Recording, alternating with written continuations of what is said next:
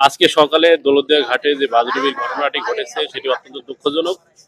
তবে দেখা গেছে মানে সব যাত্রী নেমে গিয়েছিল আগেই, এবং সেখানে ড্রাইভার এবং হেল্পার ছিল। ড্রাইভারের নাম ঝন্টু আলী শেখ এবং হেল্পারের নাম সাকিব। তারা আহত হয়ে গলন্দ উপজেলা স্বাস্থ্য কমপ্লেক্সে ভর্তি। একজনের মুখে আঘাত লেগেছিল, তাকে প্রাইমারি চিকিৎসা শেষে আমরা গলন্দ উপজেলা স্বাস্থ্য কমপ্লেক্সে ভর্তি রেখেছি। তাদের দুজনের অবস্থায় বর্তমানে আশঙ্কা মুক্ত। আশা করি তারা খুব তাড়াতাড়ি সুস্থ হয়ে উঠবে। এখন পর্যন্ত কতজন ভর্তি? এখন পর্যন্ত 2 জন ভর্তি, ড্রাইভার এবং হেল্পার।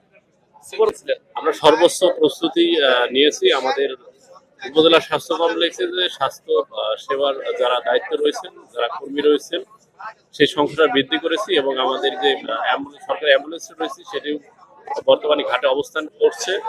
যদি কোনো ইনজুর্ড কেউ পাওয়া যায় তাহলে দ্রুতই ব্যবস্থা নেওয়া হবে।